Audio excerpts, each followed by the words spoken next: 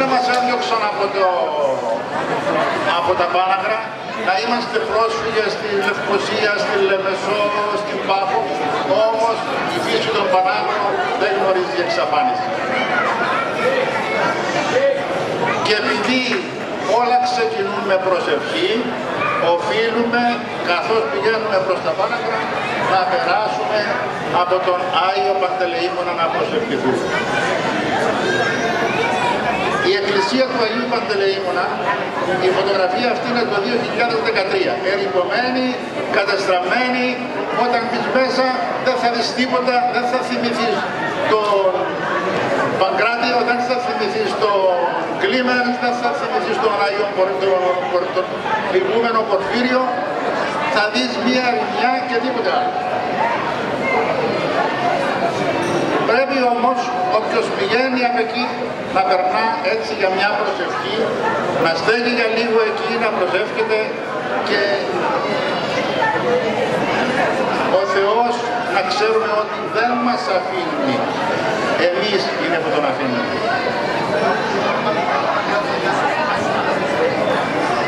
Φεύγοντας, πλησιάζουμε προς την κατηφόρα που φεύγουμε από τη Μύρτου και πηγαίνουμε προς τα Πάναγρα. Εάν περάσετε καλοκαιρινή περίοδο γύρω στο μεσημέρι με εκείνη την άμβρα του ήλιου που καίει, θα νιώσετε τη μυρωδιά της θάλασσας, θα νιώσετε τη λαρμύρα, θα νιώσετε τον αέρα της θάλασσας να έρχεται προς τα πάνω. Παίρνουμε την κατηφόρα προς τα Πάναγρα και όσο προχωρούμε προς τα κάτω, η μυρωδιά εξακολουθεί να είναι ακόμα πιο ζωηρή. Προχωρώντας κάτω, θα περάσουμε μέσα από την περιοχή Μερσίνια. Θα το δούμε στην επόμενη φωτογραφία, μια καλύτερη φωτογραφία. Τα Μερσίνια είναι μια περιοχή η οποία φυτεύτησαν αυτά εδώ τα δέντρα, οι ακακίες και ευκάλυπτοι, γύρω στη δεκαετία του 50, το 45 περίπου, εκεί ήταν, ευθέστησαν από τους Άγγλους γιατί ήταν ελώδης η περιοχή και στόχος ήταν να εξαφανίσουν αυτό το έλος το οποίο είχε μέσα κουνούπια και οτιδήποτε άλλο παντός. Φτάνουμε στο πάνω. Το πρώτο που αντικρίζουμε είναι αυτό που βλέπουμε μπροστά μας, που μας τρινεί. Δυστυχώς την εκκλησία μας την έχουν μετατρέψει σε τζαμί. Στην αρχή την μετέτρεψα σε μάντρα. Οι κουβαλητοί τους, ο οποίος έφεραν από την Τουρκία, χωρίς κανένα σεβασμό, άρπαξαν τα πρόβατα που βρήκαν ελεύθερα που είχαν χτίσει οι Κοριανοί από εκεί και τα έβαλαν μέσα στην εκκλησία. Κατόπιν ετοιμάτων και διαβημάτων προς την φύγη έφυγαν και μετέτρεψαν όμως την εκκλησία σε τζαμί με αυτό το τεράστιο μιναρέ που βλέπουμε μπροστά. Θα δούμε διάφορες απόψεις έτσι γύρω από το χωριό, όπως φαίνεται. Αυτή είναι μια φωτογραφία από τα βουναρούθια. Τα βουναρούθια είναι το πρώτο μέρος που συναντούμε, το πρώτο βουναράκι που συναντούμε προτού να μπούμε μέσα στα Πάναγρα. Από το ύψωμα. Εδώ είναι μια άποψη από το φράγμα. Μια άλλη άποψη επίσης από το φράγμα.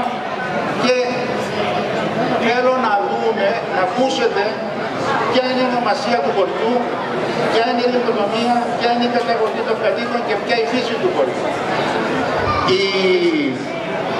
Η ονομασία του χωριού προσπάθησαν πάρα πολύ να δώσουν ονομασία.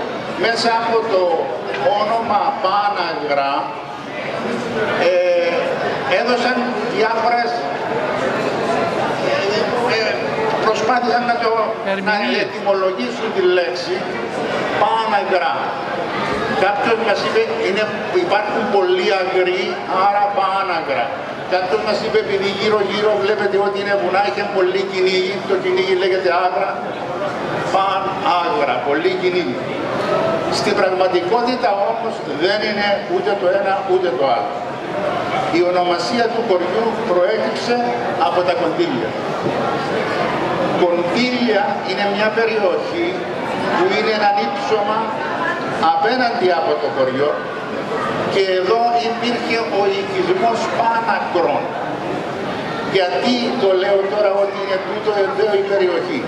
Εάν την πλησιάσουμε, αν περπατήσουμε πάνω, και εγώ θυμάμαι όταν ήμουν μικρός και πήγαινα, γιατί η περιοχή που εδώ είχε σαλιγκάρια, καραόλους, αγρέλια, καπάρι, πάντα μου άρεσε να πηγαίνω και να βρίσκω αυτά τα είδη.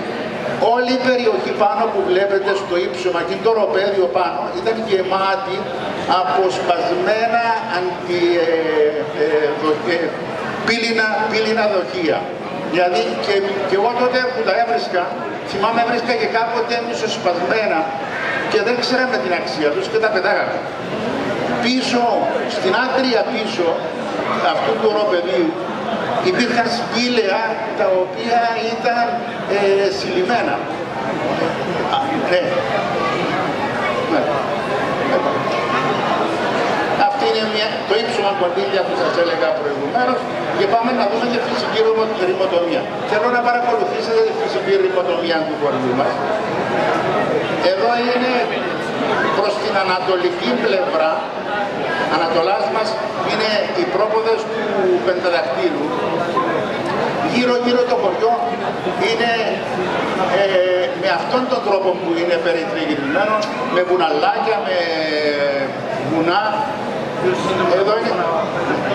Εδώ είναι προς Ανατολάς έχουμε το Πενταδάκτυλο, το ρωσιλά του Πενταδακτύλου, προς βορρά έχουμε τα υψώματα του, τα κοντήλια και πίσω είναι η θάλασσα, η Όρκα, τα λιπερά. Βλέπετε γύρω-γύρω. Εδώ είναι μια ωραία περιοχή, έκταση πεδιάνα με πολύ ωραία φύση, γόνιμη περιοχή και πίσω είναι τα υψώματα που βλέπουμε προς τον Κορμακίδη.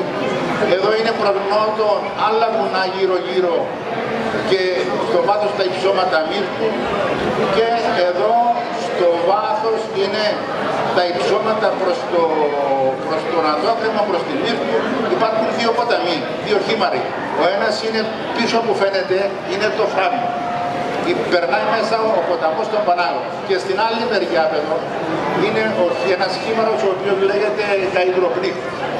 Αυτοί οι χήμαροι τους λέω τώρα γιατί θα σας πω και κάτι μετά από αυτό εδώ. Μία άποψη έτσι από τα κοντήλια της γύρω περιοχής για να καταλάβουμε ότι είναι μια κοιλάδα τα Πάνακρα και γύρω-γύρω είναι βουνά. Άλλη άποψη εδώ, η κοιλάδα των Πανάγρων, το έβαλα εδώ για να πω, η κοιλάδα των Πανάγρων είναι μια μικρογραφία του Θεσσαλικού κάμπου. Και ξέρετε τι έγινε στο Θεσσαλικό κάμπο. Ο Θεσσαλικός κάμπος είναι μια πολύ γόνιμη περιοχή, παράγει το 25% της παραγωγής σε κτηνοτροφία και γεωργία της Ελλάδας. Φυσικά τα Πάνακρα η περιοχή εδώ δεν παράγουν τόσο πολύ, είναι με γόνιμη περιοχή αλλά όχι τόσο πολύ. Παράγουν εκεί βαμβάκι, σιδηρά, το ίδιο παράγαγαν και εμείς. Βαμβάκι παράγαμε διότι θυμάμαι όταν ήμουν μικρός η γιαγιά μου έφτιαχνε παντελονάκια από βαγένα.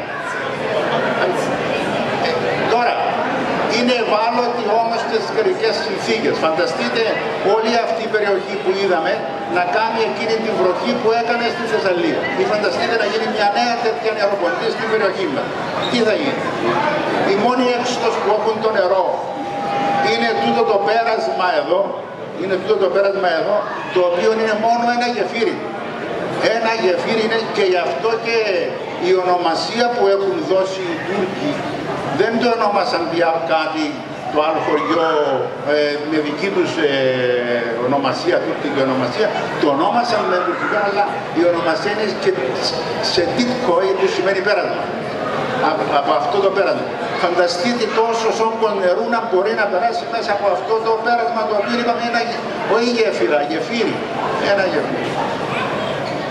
Πάμε να δούμε την καταγωγή. Κάτοικοι του χωριού, λόγω της γονιμότητας της περιοχής που είχε, ήρθαν μέσα από την Λάπεθο, από την Μύρτου, την Βασίλεια, το Διόριο, δηλαδή από τις γύρω περιοχές.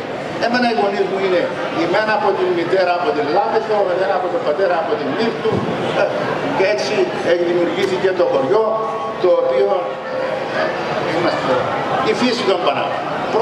Πρώτα η φύση των Πανάγρων χαρακτηρίζεται από αυτό το ωραίο λουλούδι, την τουλίπα, με το ιδιαίτερο της χρώμα και εκείνες τις παπαρούνες εκεί, τις οποίες θα δούμε και παρμακάνα. Στην παρμακάνα φυτρώνει και εκείνο φυτρώνει κάπου αλλού. Είναι ούτε το φυτό εδώ, φυτρώνει στον Κυπαρισόβουνο, άλλες περιοχές ανεφανή εντός του φράγματος. Θα σας παρουσιάσω έτσι στα γρήγορα γιατί πεινάει και ο κόσμος και να μην έχουμε